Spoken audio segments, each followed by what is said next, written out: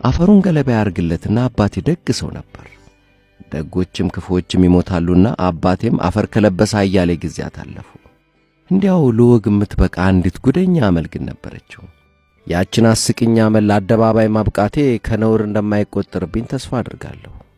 እንግዲህ 36 ዓመታት ወደ ኋላ ተመልሼ አባቴ፣ እናቴ፣ ወንድምና እህቶቼ ወደ ታጨቅንባት ጎጆአችን ልውሰዳችሁ። ምሽቱን በጎጆአችን ታዛ ስር አባትና እናቴ ሲጨዋወቱ መስማት በእጅጉ ያስደስተኛል። የአባቴ ንግግር አመላሰልቺ ቢሆንም እናቴ ግን ትችለዋለች። ነገር ቢደጋገምባትም ትታገሰዋለች።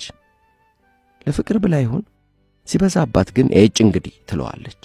ከናቴ አንደበት ኤጭ የምትለው ቃል ስትወጣ ታዲያ አባቴ ነገር ማርዘምን ገታ ማድረግ አሳምሮ ለምዷል።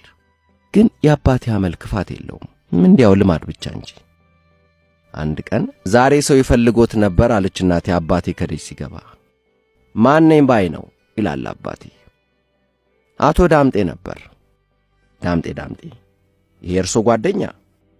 ዳምጤ ስዩም? አዎ ዳምጤ ስዩም። የአባቱ ስም ስዩም ነው ትላለች እናቴ ቡናዋን ፉት እያለች። እኮ ይሄ ከዋርካው በታች በዘመመችው ጎጆ የሚኖረውን አይደለም እትይኝ?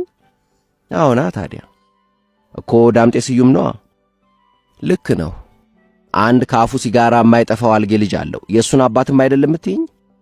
ይሆናል፣ እኔ ልጁን አላውቀውም ትላለች እናቴ ሳይታክታት። ዳምጤ ሁል ጊዜ ከትከሻው ጋቢ የማይወርደውም አይደል? አሁን አልኩት እንግዲህ እናቴ ብስጭት ትላለች። ታዲያ እንዴት ልጁን አታውቂውም? እኔ እንጃ አላውቀውም። ምን ነካሽ? ይህች ወፍራም ሚስት ያለችውን ዳምጤንም አይደለም እትይኝ? ኤጭ እንግዲህ በእጅ ታዲያ ለምን ይሆን የፈለገኝ ይል ነበር አባቴ ነፍሱን ይማረውና። ትዝ ይለኛል አንድ ቀን ተሰባስበን ራት ከበላን በኋላ ቡና ተፈላ። እናቴ ጎረቤታችን የሆኑትን እማማ ተናኘን እንድጠራ ላከችኝ። መልእክቱን አድርሼ ተመለስኩ። እማማ ተናኘ ግን ሳይመጡ ብዙ ዘገዩ። እናቴ ታዲያ ያልጠራዋቸው መስሏት አንተ ተናኘን አልጠራሃትም እንዴ ብላ ስትቆጣ አባቴ ጣልቃ ገብቶ ተናኘ አለ ስንት ዘመን ጎረቤታችንን ዘንግቶ። ተናኘ ጎረቤታችን ነቻ፣ ደግሞ ጎረቤታችን ረሷት? እንዴት ረሳታለሁ? የአቡሽን እናት ማለትሽም አይደል? አዎና፣ ሌላ ማን አለ?